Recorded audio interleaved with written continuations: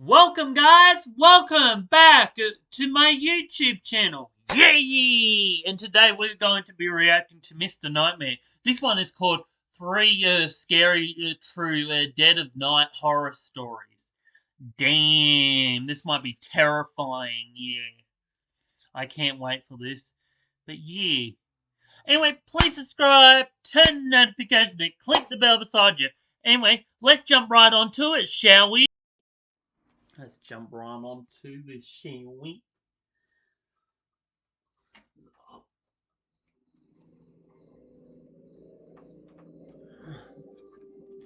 Boom, boom, boom, boom, boom, boom. I've always enjoyed late night walks. There's something about the stillness that makes everything feel simpler. No, no. We're already starting off. Like, seriously, like, late night walks, bad shit happens late at night. I mean, look, I go out for late night walks. I'm going to be going out for a walk in the next hour or so after dinner, but no, like, what time are we talking? Midnight? Where you could get kidnapped? I guess that's why it's called Dead of Night. But yeah, no, definitely not. 40 years now. I live alone on a big 40 farm. years ago. It's me and my dog Bosley. The house is too large for one person, but I never had the heart to downsize after my wife Maria passed away. My kids moved out Okay, years so ago. he's an old Ever person. since cancer took her, it's just been me and Bosley.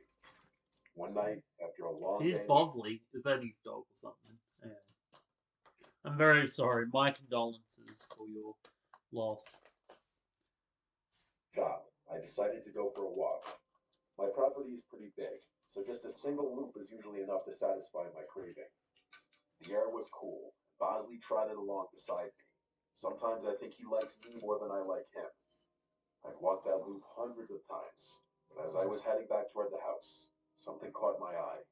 I glanced up at the second story window, the one that looks out for the bedroom Maria and I Gonna used to be a jump share. scare. For a split second, I thought I saw something move. I stopped dead in my tracks, You mean staring these up at that jump window. scares? There That was no didn't get reason me anyone anyway. should be in there. I hadn't been in that room in years. Couldn't bring myself to. I felt my blood start to boil at the thought of some stranger breaking into my house. I wasn't going to stand for that. I rushed It's just inside, my Maria. heart racing, and ran Maria or upstairs. Maria? I think it was The room Maria. was empty, just like I'd left it. No sign of anything out of place. I looked everywhere imaginable, but found nothing. Yes, I was pretty freaked out, but I was more angry than anything. I didn't take this kind of thing lightly. I figured I had just seen something that wasn't there. I stood there for a while, feeling foolish, but I couldn't shake the feeling that something had been there. The next night, I woke up to Bosley growling. He's a good dog, never barks unless there's something to bark at. I sat up in my bed, listening. That's when I heard creaking coming from upstairs. No. It could have just been the sounds of my old house. My mind went No. directly Oh, to now you're more concerned, hey? Now you're more concerned. You're like, oh, I need to be serious about this. Someone might be in my own home. And then, like, my housemate's trying to talk over the talk. Shut up. Stop talking over me. Um,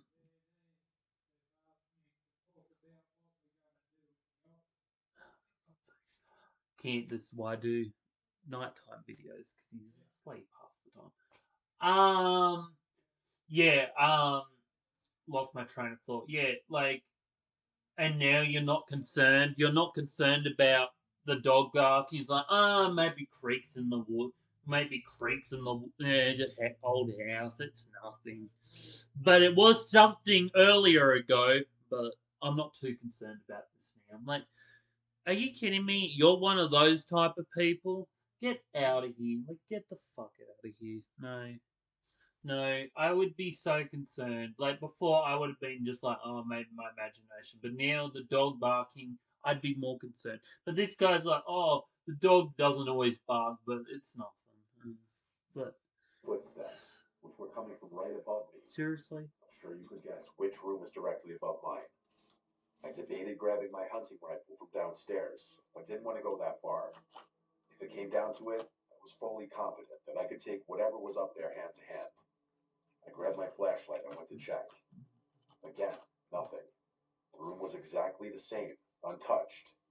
My anger was definitely starting to turn into anxiety at this point. Something didn't feel right in the house.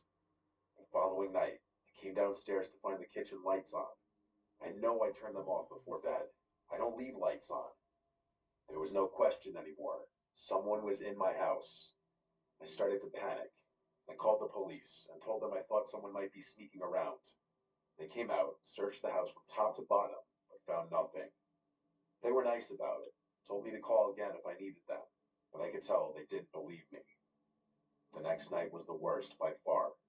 I couldn't sleep, so I decided to go upstairs and check the bedroom again. I don't know why. Maybe I thought it would settle my mind. But when I opened the door, I froze.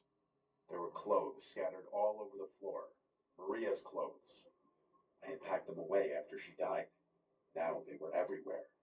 Something like this doesn't just happen randomly. It is Maria. I saw her. There was a woman standing in the doorway, just staring at me.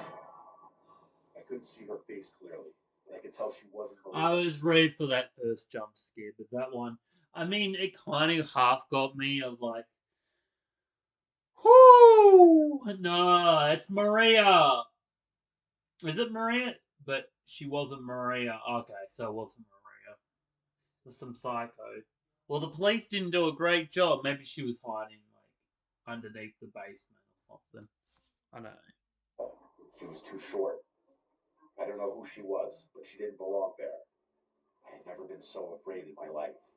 I'd be Without afraid thinking, too. I ran at her. She turned and bolted down the stairs and out the front door. By the time I got outside, she was gone. I searched the property with Bosley, but there was no trace of her. I didn't sleep that night. For months after that, I couldn't sleep. I was constantly on edge, convinced I heard footsteps upstairs at night. Every little noise set me off. I slept with my Paranoia. rifle next to my bed, terrified that I'd have to use it one night. Every little noise set me off. I debated calling my brother to come stay with me, but I wasn't going to do that. I was raised to always handle my own shit, so that's what I did. The nightmare didn't end though. One night, I was sitting in the living room when I noticed a figure standing in the yard, looking straight at me through the window. It was her again. My heart felt like it stopped. I grabbed my hunting rifle and ran outside, Bosley close behind. She was still there, just a I would have silhouette called in the the moonlight, police. watching me. I I guess. fired a few warning shots into the air, hoping to scare her off. That was enough to get her to turn and run into the darkness. It's not like that made me feel any better.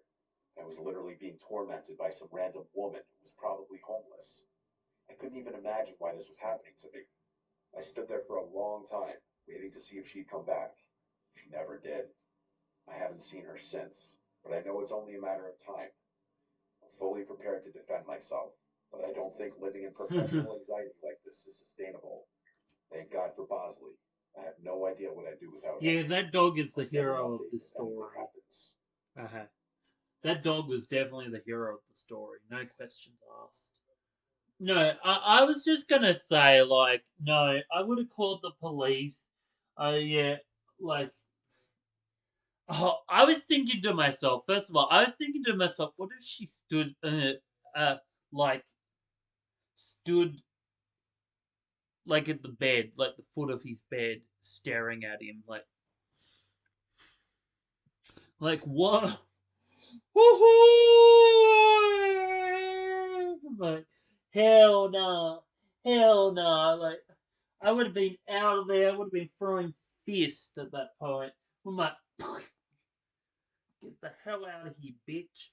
I'm like, hell no. I would have been out of there. No questions asked. No. Got all of that. And that was definitely like a. I don't know what to give that story. Probably like a 7.5. I'll give it an 8 only because she did walk into the house. I don't know. Maybe a 7.5. I don't know. Probably 7.5. That's very, though. Her going in your house gave it an 8, but I guess, I don't know. Probably 7.5. You got a rifle, you got a dog.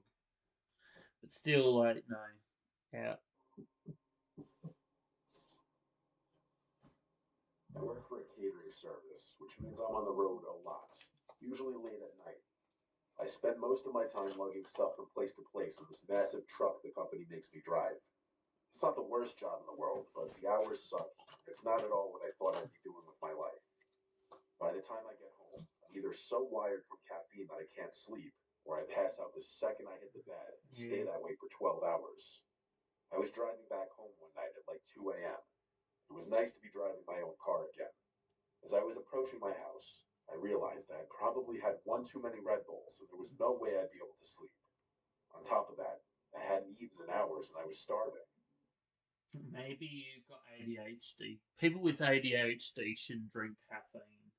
Some people, I think it's like 50, 60% of people with ADHD shouldn't drink caffeine. So it must put him to sleep or something. Because it does the opposite effect. But no, I can understand. Like I'm not a truck driver, never been a truck driver, but I have an idea of how stressful and how like exhausting it is. Like driving a whole big truck for hours upon hours just to do a delivery. It's uh, like I can feel that pain. I haven't been through it, but I can feel that pain. You know, it it sounds exhausting. Like it sounds like a never-ending story, especially when you do it all the time. Uh, it just sounds draining. I'd sound drained just even thinking about it. There's a McDonald's right off the highway, about 10 minutes from my Yeah, house. Mickey It's usually D's. my first choice when it comes to late night snacks, since it's just so convenient. Mickey. I'm not even one to gorge myself on fast food. I just occasionally get this weird craving that only a handful of fries can satisfy. It's obviously 24/7, and I figured some comfort food would be the perfect thing to help me wind down. I don't remember exactly what time it was, but it was definitely after 2 by the time I pulled into the drive thru. There were a few cars ahead of me, which I was actually kind of surprised by. It's not like this McDonald's was a busy spot at 2 a.m. on a Tuesday. As I was sitting there impatiently, I found myself staring off into space, wondering what was taking so long. That's when I noticed something strange. There was an old, beat up Volkswagen with its windows tinted backed into a spot in the very corner of the lot. The McDonald's itself was only accepting drive through orders at this hour, so it didn't make sense why there'd be a car in the lot. There were reserved spots on the other side for employees, so it couldn't have been one of them. I figured it was maybe just someone eating in their car, which it probably was. I myself did that from time to time, so I guess I couldn't judge. It was just an odd sight, to be completely honest. I got my food and started driving away. I didn't want to go home just yet, but I also didn't want to just sit there idling my car. I began racking my brain, trying to think of a good place to scarf down the food. I live in a pretty lush area, so there's honestly a lot of options, but I didn't want to beat around the bush too much considering how late it was. There's a massive nature preserve literally down the street from my house. It's situated on a mountain and is essentially just an enormous forest. The kicker is that there's a scenic Yeah, let's lookout just point go to the into a peak with a view of forest. the city. Random. There's a road that loops around the perimeter of the preserve and will take you right to the peak, which is nice during the day. After the preserve closes, though, the road is inaccessible to cars, but still a convenient path to get to the peak without having to walk through any woods. I used to go there with my friends from high school all the time. It was kind of a default spot when we wanted to be outside. We'd hang out, talk, smoke, or just appreciate the view. I actually hadn't been there in a while because I was just so busy working all the time, so I figured going there would deliver a much needed nostalgia rush. When I got to the preserve parking area, it was completely empty. I say parking area because it wasn't a traditional parking lot with spaces for cars, but rather a big patch of gravel that veered off from one of the roads that ran past the preserve's border. Like I said, the actual preserve was closed, meaning I'd have to walk all the way up to the lookout spot from outside. Before I could even turn off the engine, I saw headlights pulling into the lot. That was unsettling enough on its own. Who else would be here at 2 a.m.? And then I realized what I was looking at. It was that same Volkswagen from the McDonald's parking lot. I was Oh, 100% certain of it. I parked a little ways away, and the engine cut off. I felt the unease start to pour in. Then I know midnight. that fear. Like, I hate when other cars start following other cars. Like, which way are you following me around? Yeah, yeah, it's that paranoia kind of thing. Yeah, well, get out of there, boy. Of that happening naturally. Had they followed me? My window was Probably. partially rolled down, and as far as I could tell, there was no music coming from that car. or at least none that I could hear. After nothing happened for a good minute or so, my fear started to fade. They were probably doing the same thing I was, out for some fresh air or smoke. It's a pretty popular spot for that kind of thing. I was just so weirded out considering how late it was. I couldn't shake the feeling that something was off, even though I concluded that it was just one of those unexplainable coincidences. I sat there for a minute, debating if I should just go home. I didn't want to leave, but I didn't want to be alone either. I picked up my phone and FaceTimed one of my close friends who lived a few minutes away. I told myself that if he didn't pick up, I'd just eat my food in the car and drive home. He was actually awake, though, which I was a little surprised by. He Damn. said he had been up writing a paper. I convinced him to swing by and hang out for a bit. He was down. He said he'd be there in 10. While I waited, I kept my eyes on the Volkswagen. It still hadn't moved. I tried to shake it off, telling myself I was being paranoid. When Sebastian finally pulled into the lot, I felt a lot better. We both got out of our cars and began walking up the path. Before the parking lot fully receded from view, I shot a glance backwards. The Volkswagen was still there, but I saw all four doors open at once. Oh One hell guy no. stepped out. They just stood there for a few seconds, looking at each other. They weren't even talking, just looking around at each other. It was freaky. I nudged Sebastian Hell and no. realized what I was looking at. Before they could see us, we continued walking up the path so that the lot was obstructed from view. Look at that creepy ass forest. Would you ever go in a forest like this? Hell no. Especially late at night. It looks like 2 a.m. over there. But yeah, what would you do if you saw four guys jump out? Like literally get out of the car and like, oh, just like they just got out of the car and you, well, how would you react? Like they just, I'm glad that your friend Sebastian was down to being there at 2 a.m. I would have been passed out, knocked out by my medication.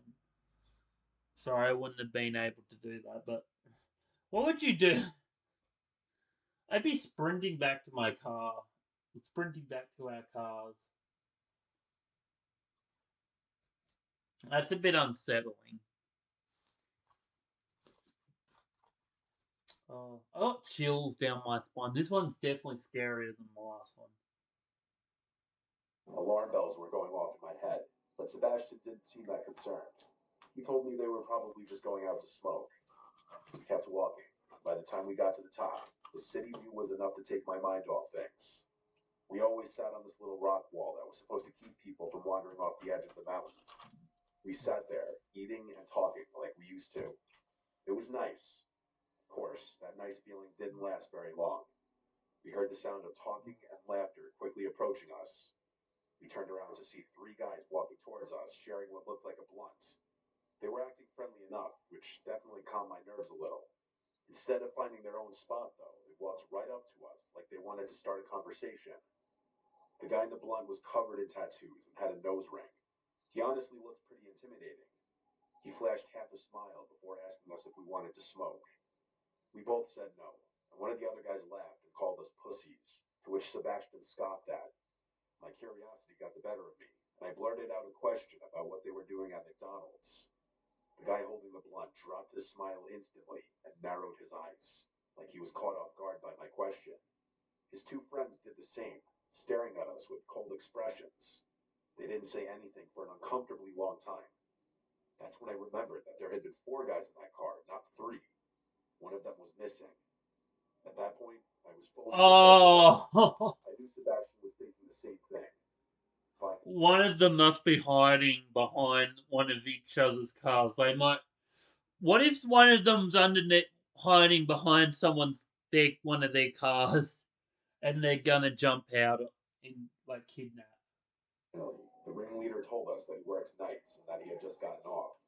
He pulled his hoodie up to reveal a McDonald's uniform, I think because he knew we wouldn't have believed him otherwise. He then went on to say he came to the spot every day after work to smoke with his friends. While that definitely calmed me down a bit, something about this situation was terribly off. I could tell Sebastian felt the same. We decided it was time to go. As we started walking down the path, Sebastian stopped and pointed into the trees. I followed his gaze and saw the fourth guy, half hidden in the darkness. He He was holding something, but I couldn't make out what it was. Probably a gun. I felt my heart start racing. The moment he saw us looking, he started moving. That's when we ran. We bolted down the path, glancing Hell back to see no. him chasing us with the three other guys close behind. My heart was pounding so hard I thought it would burst. I could hear their footsteps getting closer, but I didn't look back again. We finally made it to the parking lot, jumped into our cars, and floored it out of there. As I was speeding away, I Hell could see no. those guys rushing to get in their car. I didn't feel comfortable driving home out of fear that I'd be leading them right to my house. I called Sebastian and told him we should meet back up on his street. He had a decent head start on them, and I don't think we were followed, but I wasn't taking any chances. When Hell Sebastian and I no. met back up, we were still in shock I about what thought the the hell guy had happened. was I don't know if they were trying to rob us or worse. I didn't know what to think. probably kidnapping Sebastian you guys. showed me his phone and said he had snuck a picture of them while they weren't looking. He sent it to me, but I wasn't sure what to even do with it. I had off the next day, so I convinced Sebastian to come with me back to the McDonald's so we could at least report the employee. The next day, we approached the guy on the younger side in hopes that he'd listen to us. We showed him the picture and told him what happened, and his eyes widened. He told us something literally out of a horror movie.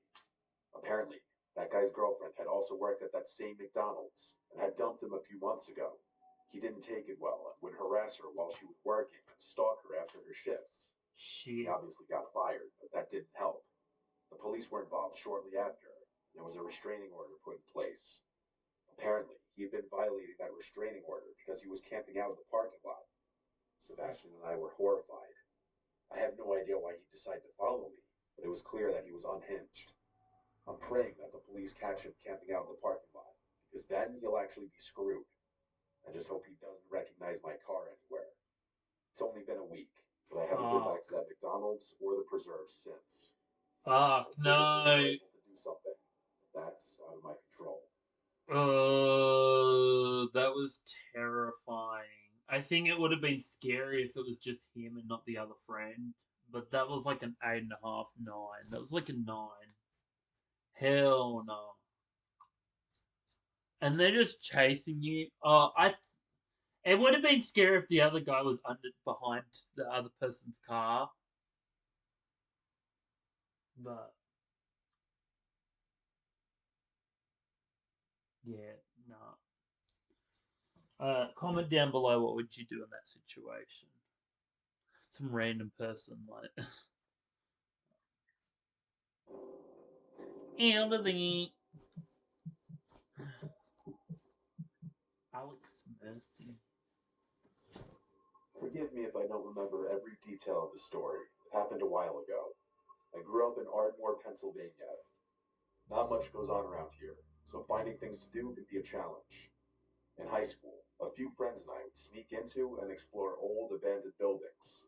That's the sort of thing we did at that age. I didn't realize how popular that kind of stuff is until many years later. Apparently, lots of people like to explore abandoned buildings. Anyway, there was this abandoned church that we'd been to a couple of times before. It was in I've Narberth, seen that building actually somewhere in under the another exact video. address, 198 Elmwood Avenue. The place was creepy, but it was kind of our go-to spot for late-night thrills. One fall evening, a few of us decided to hit the church and drink a little inside. It was a chilly night, and the air had that crisp bite to it. There were 6 of us: me, Luna, Gina, Johnny, Max, and Gina, Alan. Lunar, and The church Gina. sat behind an 8-foot chain link A fence. Lunar and Yes, it's Gina. hard to get in. The doors were all boarded up, so we always went through a window on the That side. looked like a Once terrifying you're outside, church. No, look at all that. Look at all these wood and looks all broken up. Hell no. The death upon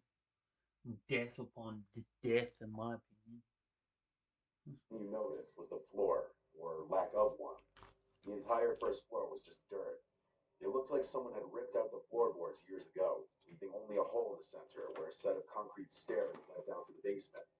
That's where we always ended up, down in the basement. The basement had 3 rooms, but only one had a door. The other 2 just had door frames. The first room we went into was the largest. There wasn't much in it, just some old furniture, broken chairs, a busted couch. I remember having to shush Johnny like 12 times because he was a lightweight, and the tiny bit of alcohol he had was making him really loud and antsy. Being in such a big group was always a plus, though. I felt much safer knowing we had numbers. We messed around for a while, drinking and laughing like we usually did. We might have had a speaker playing music, but I don't fully remember. Out of nowhere, a door slammed. I literally jumped. That's how loud it was. We froze, staring at each other with concerned expressions. At first, I thought one of us had closed the door by accident, but no one was near it. Almost immediately, Luna, Gina, and Johnny made a break for it, sprinting up the stairs, leaving me, Max, and Allie behind. We were the fearless ones, and none of us wanted to leave just yet. My heart was definitely pounding, I fully admit that. I wasn't going to let the wind freak me out. I could tell Max and Allie were thinking the same thing. I don't know if it was curiosity or stupidity, but we decided to No, invest. that wasn't the wind. After standing in That silence was for a a few minutes, demon. I don't know. It probably is some random person, like, squatting in there somewhere. No. I'd be out of there. Why would you leave the other person behind? Like, why? the three of us crept over to open the door that had slammed shut. Behind it was a small room, and the first thing I saw was a dresser. The mirror on top of it was cracked, and there were red stains smeared across the surface. At first, I thought it was old paint or something, but when I got closer, I realized something terrifying. It wasn't completely dry. The stains still had that sticky sheen to them, like whatever it was hadn't been there for long. I felt the hairs on my neck stand up, and I was having second thoughts about not leaving sooner. Someone, or dare I say something, had recently been in this room. Then I saw the picture. There was an old photo on top of the dresser, a black and white shot of a woman in a wedding dress. She was smiling, but there was something off about it. The whole thing gave me a I bad want to feeling. see the picture. I backed away. Just Can as you I take a turned, picture of it? I heard another noise. This time it wasn't the door. That was a It was gun. coming from one of the other rooms. Sounded like a It was gun. coming from the room we had just been in. That's when Max and Allie both decided they'd had enough. I wasn't going to argue with them. We grabbed our stuff and ran out of there as fast as we could. Mhm. When we climbed back over the fence and hit the pavement, none of us said a word. After jumping the fence, I turned around, and I could swear I saw the silhouette of a person standing in the open window. I still pray that by some minuscule chance my mind was just playing tricks on me, but I'll never know for sure. My friends and I never went back there together for as long as we remained friends. I've actually been back to that church myself, although it wasn't a church anymore. By the time I got around to checking it out again, it was completely demolished. I still have no idea what we saw that night. I'm just glad my friends were there to witness it with me. Because that church never existed. Had I been alone, I might doubt this whole thing even happened. If anyone wants to do some digging, go ahead. I was never able to find out anything online, but I wouldn't be surprised if that church has a history I don't know about. Well, what church was it, buds? Just saying, what church was it?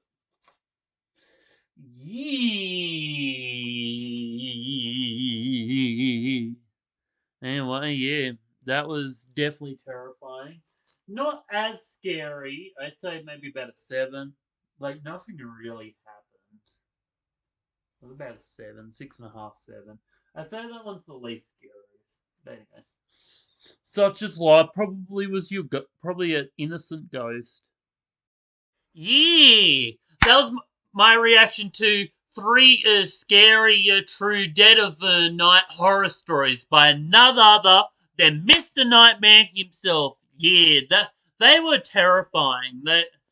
The second one was definitely the first one was pretty scary too, but second one was absolutely terrifying. Third one was iffy. I thought these stories would have been a bit scarier, but I guess they're not. But but yeah, pretty scary.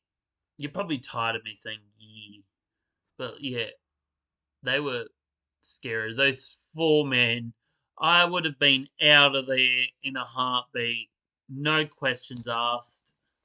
Would have been skated out of there. And that first story with that woman in your house, like, nope. Would have called those police. I would have had the popos on the phone. No questions asked. And the church story, yeah, don't go in abandoned buildings. I mean, I probably would, because I like exploring. But, yeah, I'm glad all three of them went. I wouldn't have gone by myself, especially at midnight.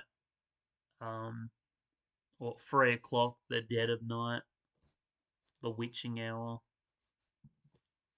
So, yeah, that was my reaction to Three Disturbing, to Mr. Nightmare.